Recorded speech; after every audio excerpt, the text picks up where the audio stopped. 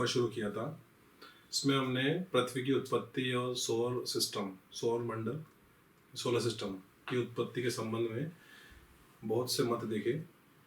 पहला हमने देखा कि जो अद्वैत तारक, मोनिस्टिक कंसेप्ट, इस मोनिस्टिक कंसेप्ट के अंदर हमने कास्ट द बफन, इसके बाद इमैनुअल कांट, लाप्लास, और लाप्लास के साथ साथ ही हमने रॉस और लॉकियर का नाम भी पढ़ा था। देखिए लॉकियर के बारे में थ्योरी ज़्यादा कुछ नहीं कहती। देखिए लॉकियर के बारे में देखते हैं एक बार।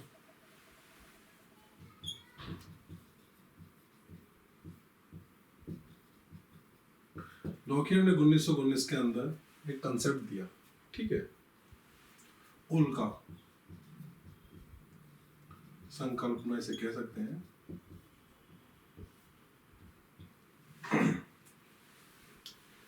मेटेओरिक, ठीक है, मेटेओरिक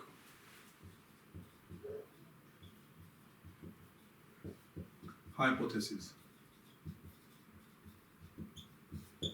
इसमें उन्होंने कहा कि जो वर्तमान समय में सूर्य और पृथ्वी है, तो इनकी उत्पत्ति एक तारे के संबंध में नहीं है, किन्हीं दो तारों के मिश्रण से हुई है। या फिर ऐसा मान लें कि इस सूर्य, इस न्यारिका के अलावा दूसरा जो था वह उल्का थी, ठीक है। तो यहीं तक सीमित है इनका, और इसके अलावा ज़्यादा कुछ नहीं है।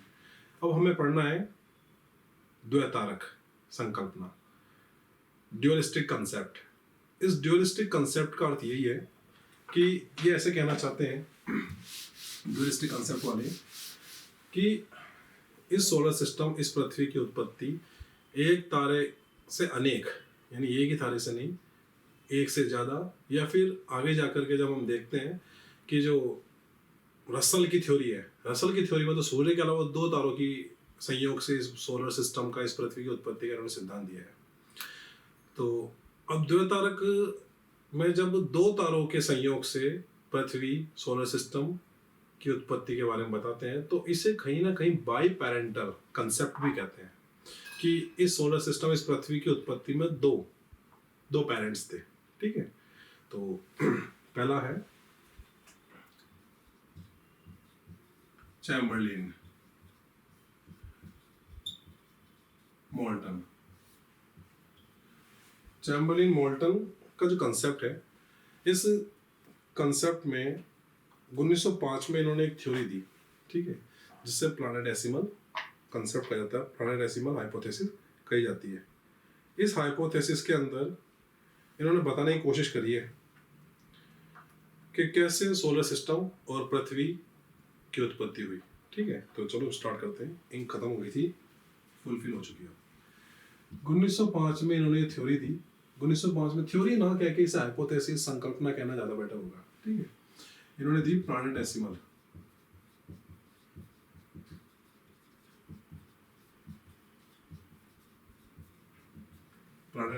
हाइपोथेसिस। इन्हीं के बाद आगे जाकर के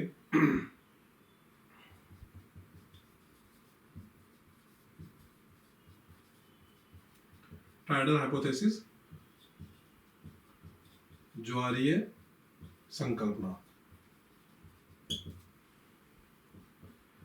ये ज्वारीय संकल्पना दी गई है जेम्स जीन्स जेफरीज, ठीक। इसके बाद हम देखते हैं बाइनरी स्टार हाइपोथेसिस। इस बाइनरी स्टार हाइपोथेसिस को H.N. रसल साहब ने दिया, ठीक है। तो ये सब वो लोग हैं जो बाई पैरेंटल कंसेप्ट के फाउंडर है, ये मान लिया जाए। अब चैम्बरलिन मोल्टन की जो 1905 की प्लैनेटेसिमल हाइपोथेसिस है, इस हाइपोथेसिस को जब हम लोग पढ़ना स्टार्ट करते हैं, तो इसमें लगभग 3-4 उलझन है जो समाप्त हो जाती है। एक, पृथ्वी के आकार के संबंध में जो उलझन है वो। दूसरी कि जो वायुमंडल बना है, एटमॉस्फेयर पृथ्वी के आसपास, इसकी जो समस्या है वो सुलझ जाती है। तीसरी ऊष्मा। चौथी महासागर। महाद्वीप, ओशियन एंड कंटिनेंट्स। और क्योंकि हर बार हम लोग करते हैं कंक्लूजन मूल्यांकन, तो लगभग इन 3 4 5 समस्याओं से समाधान मिल जाता है। देखिए, चैम्बरलिन मॉल्टन ने आकार संबंधित समस्या को सुलझाने के लिए एक राय पेश करी। ठीक है, तो पहले आज हम चैम्बरलिन को ही पढ़ेंगे, इसके बाद फिर आगे देखेंगे।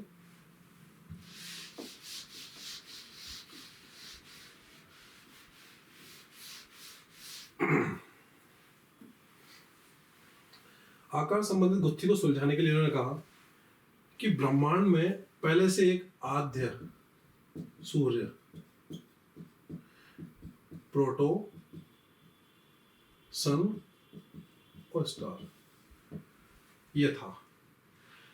अब देखिए, स्टार से ही निहारिका, ये सब कुछ जो है एस्ट्रोनॉमी का टॉपिक है, तो हम इसे यहाँ नहीं पढ़ना प्रेफर करेंगे, क्योंकि हम ज्योग्राफी पढ़ रहे हैं, एस्ट्रोनॉमी नहीं। तो सिर्फ आपको ये ध्यान रखना है कि एक आद्य सूर्य, प्रोटोसन था, स्टार था। इस आद्य सूर्य की अगर स्थिति की बात करें तो इसकी जो गति थी वो चक्राकार थी, चक्राकार गति कर रहा था ये। ठीक है, साथ में वही कॉन्सेप्ट कि ये ठंडा था, शीतल था। एक बार डायग्राम के माध्यम से समझने का प्रयास करते हैं कि ये मान लीजिए कि वो प्रोटोसन था, प्रोटोसन। ठीक है, अब इस प्रोटोसन की जो स्थिति है वो चक्राकार है और शीतल है।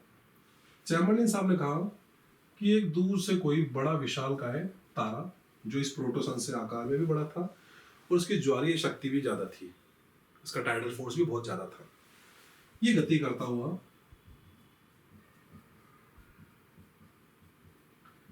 इस प्रोटोसन के नजदीक से होकर के गुजरा। अब ये जो बड़ा सारा तारा है, इसे अप्रोचिंग स्टार कह के हम इसे संबोधित करेंगे। ठीक है, तो इसे अप्रोचिंग स्टार कहेंगे, इसे प्रोटो स्टार कहेंगे। ठीक है, जैसे ये इस प्रोटोसन के पास से गुजरा, इसकी ज्वारीय शक्ति, इसकी टाइडल फोर्स इतनी ज्यादा थी कि इसने इस प्रोटोसन की जो सरफेस था, इस प्रोटोसन के सरफेस से कुछ मटेरियल्स इजेक्ट करना चालू कर दिया। इसकी ग्रेविटी ज्यादा थी। मान लीजिए कि जैसे यहाँ पे आया अप्रोचिंग स्टार, वहां से यहाँ आया, तो इसकी ग्रेविटी इतनी ज्यादा थी, इसकी ज्वारीय शक्ति इतनी ज्यादा थी कि ये इजेक्ट हो गए। इसके इजेक्ट होने के बाद ये टुकड़े दूर दूर तक इसके फैल गए, और ये अप्रोचिंग स्टार जिस दिशा से आया था उस दिशा से इसकी विपरीत दिशा में एज इट इज चला गया। तो यहाँ तक समझ में आ गया होगा। तो अब ये अप्रोचिंग स्टार का यहाँ पे जो रोल है वो खत्म हो गया। इसको फिर वापस से हटा देते हैं यहाँ से, और वापस से प्रोटोसन पे बात करते हैं।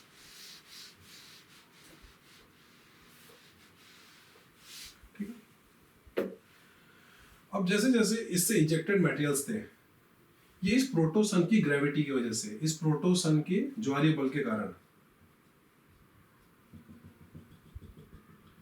इसके वृत्ताकार, दीर्घ वृत्ताकार रूप में गति करने लग गए। अब ये जो टुकड़े हुए थे इसके, इसे ग्रहाणु कहा गया है, प्लैनेट एसिमल्स। अब ये ग्रहाणु कुछ तो बहुत बारीक बारीक थे और कुछ थोड़ा मजबूत था, जो केंद्र था, जो उसका न्यूक्लियस था वो थोड़ा मजबूत था। ठीक है, तो जैसे जैसे समय बीतता गया, इस केंद्रक ने भावी ग्रह बनाने की भूमिका निभाई। कैसे निभाई साहब? इसने इन धूल कणों को अपनी ओर आकर्षित किया और आगे जाकर के ठोस सतह बन गई। यूं मान लीजिए कि जो ग्रह हैं उन ग्रह की रूपरेखा तैयार हो गई। और ये बात ध्यान रखनी है आपको कि यहाँ पे ठोस कहा गया है, तरल गैस की बात नहीं हुई है। ठीक है, और इसी टाइप से बाकी ग्रहों का निर्माण हुआ।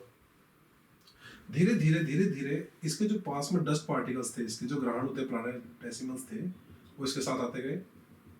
तो शुरुआत में पृथ्वी का जो निर्माण है वो बड़ी तेज रफ्तार से हुआ, बड़ी जल्दी जल्दी जल्दी जल्दी इसके पास में आकर के ये मिल गए। ठीक है, और आगे जाकर के क्योंकि ये जब ग्रहाणु संख्या में कम हो गए होंगे, ऐसा मान लीजिए कि अभी संख्या में कम हो गए होंगे, जो पास पास थे वो इसमें मिल गए, आकर के संख्या में कम हो गए होंगे। और संख्या में कम होने की वजह से अब पृथ्वी का जो निर्माण था वो बड़ी धीरे गति से हुआ, इसके आकार में वृद्धि बड़ी धीरे गति से हुई। तो मेरा ये मानना है, तो जो चैम्बरलिन साहब ने आकाश संबंधित समस्या को सुलझाने का प्रयास किया वो मैं यहाँ तक समझाने में कामयाब हो चुका हूँ। ठीक है, अब इसके बाद हम पढ़ते हैं वायुमंडल को, कि चैम्बरलिन साहब ने वायुमंडल का कंसेप्ट कैसे सुलझाया। ठीक है, तो इसे फिर मिटा देते हैं वापस से।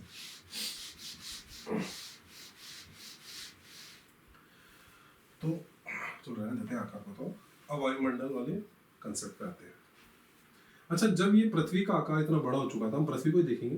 ठीक है, पृथ्वी का आकार जब इतना बड़ा हो चुका था तो इसके आसपास जो धूल कण थे चारों ओर, उन धूल कणों को, इसका जो केंद्रक है, इसकी ज्वारी शक्ति ज्यादा थी और इन धूल कणों को अपने में आत्मसात करने की क्षमता अधिक थी। तो ये प्रारंभ में तो बड़ी तेजी से इसकी ओर आते गए, इसमें मिलते गए और पृथ्वी का वायुमंडल तैयार हो गया। मतलब दूर दूर जो थे वो पृथ्वी के पास आके, जो हल्के थे वो हवा में रह गए, जो भारी थे पृथ्वी की सतह पे आकर के टिक गए वो। ठीक है, तो पृथ्वी के वायुमंडल की बाहरी दशा एक तो ये, दूसरी पृथ्वी की सतह मान लें एक बार हम। ठीक है, तो आंतरिक रूप से भी पृथ्वी के काफी सारे मटेरियल्स बाहर निकले ज्वालामुखी क्रिया के द्वारा। तो ये मान लेते हैं एक बार कि ये वॉल्केनो इरप्शन होगा और ज्वालामुखी जब फटेगा तो पृथ्वी के गर्भ में जलवाष्प, साथ में कार्बन डाइऑक्साइड, साथ में नाइट्रोजन और साथ में ही इसने सबसे इंपॉर्टेंट हमारे लिए ऑक्सीजन, इसको निकालना चालू कर दिया और ऐसे करके पृथ्वी के वायुमंडल का संगठन हो गया। ऐसा चैम्बरलिन साहब ने कहा है। आगे जाके और थ्योरी और संकल्पना और हाइपोथेसिस मिलेगी तो उसमें अलग अलग विचार मिलेंगे आपको। तो मेरे हिसाब से वायुमंडल वाला कंसेप्ट भी आपका तैयार हो गया। ठीक है, अब नेक्स्ट है ऊष्मा, हीट, कि पृथ्वी में हीट कहां से आई। तो ये जो छोटे छोटे कण थे, ये न्यूक्लियस था इसका केंद्रक, जब ये पास में आ रहे थे, यही पृथ्वी का आकार की वृद्धि के समय, पृथ्वी के वायुमंडल में निर्माण के समय, तो ये छोटे छोटे कण आपस में टकराने लगे। जब पास में आएंगे तो टकराहट तो होगी और उस टकराहट की वजह से ऊष्मा का जनन हुआ।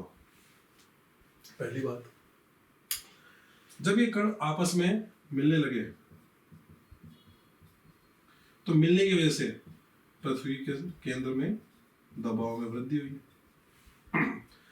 दबाव में वृद्धि होगी तो हमारा तापमान बढ़ेगा और इस दबाव की वृद्धि से जो अणु थे वे दोबारा दबाव की वजह से मिल करके पुनः संयोजित हुए, रिकंस्ट्रक्शन हुआ एक टाइप से, ये मान लो आप लोग। तो पहली बात कि कणों के टकराहट से ऊष्मा की उत्पत्ति हुई, कणों के समूहन की वजह से, एक्सलेशन की वजह से इसमें दबाव बढ़ा, केंद्र पे दबाव बढ़ा, केंद्र पे दबाव बढ़ने की वजह से जो छोटे छोटे अणु थे उनमें दोबारा पुनः संयोजन हुआ तो दोबारा बने। तो ये तीन बातें हुई, क्लियर है। इसी से उन्होंने ऊष्मा संबंधित कंसेप्ट को सुलझाने का प्रयास किया। ठीक है, मेरे हिसाब से ये भी आप समझ गए होंगे। अब इसके बाद नेक्स्ट है महासागर महाद्वीप। देखिए, उन्होंने महासागर महाद्वीप को समझाने के लिए वायुमंडल के कंसेप्ट का प्रयोग किया है। ठीक है, वायुमंडल का जो कंसेप्ट है इन्होंने बताया है कि जो धूलकण होते हैं हमारे एटमॉस्फेयर में, जब एटमॉस्फेयर पढ़ते हैं हम लोग वायुमंडल क्लाइमेटोलॉजी में, तो हम पढ़ते हैं कि जलवाष्प की बूंदें इन धूल कणों पर निक्षेपित हो जाती है। हाइग्रोस्कोपिक, नॉन हाइग्रोस्कोपिक पढ़ते हैं ना, तो हमें समझ में आता है कि जलवाष्प की बूंदें इन धूल कणों पर निक्षेपित हो जाती है और इनका भार बढ़ने लगता है और भार बढ़ने की वजह से आगे जाकर के क्लाउड की फॉर्म ले लेते हैं, बादल की शेप ले लेते हैं। ठीक है, कंडेंसेशन हो जाता है, इनमें संघनन की क्रिया होती है, धीरे धीरे पास में आते हैं, इनका वेट बढ़ता है और वेट बढ़ने की वजह से धीरे धीरे नीचे की ओर जाना प्रारंभ कर देती है। तो इस वजह से उन्होंने बताया कि जो अच्छा, इसी दौरान पृथ्वी की सतह पर ज्वालामुखी भी फट रहे हैं काफी ज्यादा, वॉल्केनो इरप्शन भी लगातार हो रहे हैं। हमने देखा था अभी कि वॉल्केनो इरप्शन भी हो रहे हैं, वायुमंडलों का संघनन जब देखा था भी हमने, तो ये भी लगातार हो रहा है इसमें। अब ऐसे में जब इन पर पानी गिरेगा तो इस ज्वालामुखी के फटने के बाद ऐसा मानिए पृथ्वी की सतह पर कि कुछ कुछ जगह तो लावा काफ़ी ज़्यादा जम चुका होगा। देखो लावा भी 2-3 टाइप का होता है, जैसे हमने एक फैल्सिक मैफिक ये जानते हैं, आगे जाके फिर igneous rocks, metamorphic rocks, sedimentary rocks, ये सब बनती है। तो फैल्सिक और मैफिक फिलहाल 2 ही भागों में जानते हैं, ताकि आपको समझ में आ जाए आसानी से। तो अब ये दोनों तरफ लावा जम गया, तो ये पानी जब इस हिस्से में जमेगा, इस हिस्से में गिरेगा, तो ये एक झील की आकृति ले लेगा, एक लेक बन जाएगा, सबसे छोटा झील, तालाब, कुछ भी मान लो। आगे जाकर जब यही प्रोसेस चलता रहेगा तो ये आगे जाकर के एक सागर बन जाएगा, और आगे जाकर के ऐसा ही कुछ, ये एक महासागर, ओशन बन जाएगा। तो इस पानी के गिरने की वजह से, पानी का गिरना, लावे का अलग अलग परत के रूप में जमा होना, परत के बीच में जो जगह बच रही, गर्त बच रहे हैं, उसमें पानी का भर जाना, एक तो ऐसे बताया। और आगे जाकर के दोबारा ही पोस्टुलेट करते हैं और बताते हैं कि अपक्षय है, वेदरिंग की वजह से महासागर और महाद्वीपों का निर्माण हुआ। कैसे हुआ साहब? कि जो जो पानी गिर रहा था नीचे की तरफ, आसमान से पानी धरती पे गिर रहा था, जो जो प्रेसिपिटेशन हो रही थी, त्यों त्यों पृथ्वी की जो सतह थी, ये हम एक बार मान लेते हैं कंटिनेंट्स हैं, महाद्वीप, उसे एक बार ओशन समझ लेते हैं, ठीक है। तो इस महाद्वीप से जो शार थे, बेस था, वो पानी में घुल करके सागर की सतह में आकर के इकट्ठा हो गया, महासागर, सागर, कुछ भी मान लो, सतह में आकर के इकट्ठा हो गया। और अब महाद्वीप पर एक ही चीज बची, अम्ल, एसिड। और ये एसिड जब महाद्वीप पर रहे तो इन्होंने महाद्वीप का शरण करना चालू करा, उस सतह का, स्थल का शरण करना चालू करा, और धीरे धीरे ये महाद्वीप हल्के होने लगे, इनका वेट घटने लगा, और इसमें पानी भरने लगा लगातार। और पानी भरने के साथ साथ जो बिल्कुल निचला स्तर था जल का, वो धीरे धीरे भर करके ऊपरी स्तर तक जल भर गया, ठीक है। और महाद्वीप लगातार शरण होता गया, और इसी टाइप से ये पानी में जलमग्न तट, ये जलमग्न तट, ये समुद्र है, और ये आपका कॉन्टिनेंट का स्थल है, कोस्ट है, ठीक है। तो मेरे हिसाब से यहाँ तक समझ में आ चुका होगा आपको। अब इसके बाद इन्होंने एक चीज बताने की कोशिश करी कि इसका मूल्यांकन, अब इसका मूल्यांकन तो जो अगले लोग हैं वही करेंगे, तो इसका मूल्यांकन भी बात कर लेते हैं एक बार, ठीक है। ज़्यादा उलझन नहीं हो, वीडियो को पॉज करके दोबारा स्टार्ट कर लेना, एक दो बार आप इसे सुन लेंगे, देख लेंगे, उसके बाद एक बार सविंदर सिंह की जो बुक है उसे पढ़ लेंगे, तो मुझे नहीं लगता कि ये कंसेप्ट आपके दिमाग से बाहर रहेगा, ठीक है।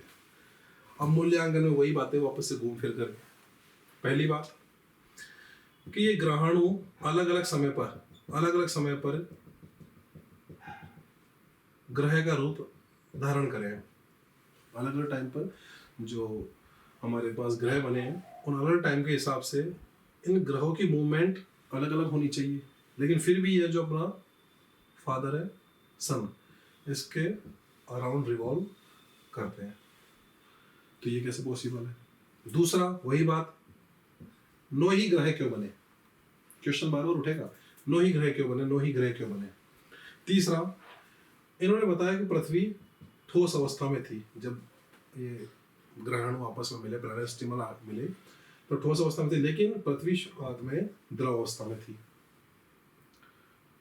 उसके बाद फिर बात आती है कोणीय आवेग की, एंगुलर मोमेंटम की।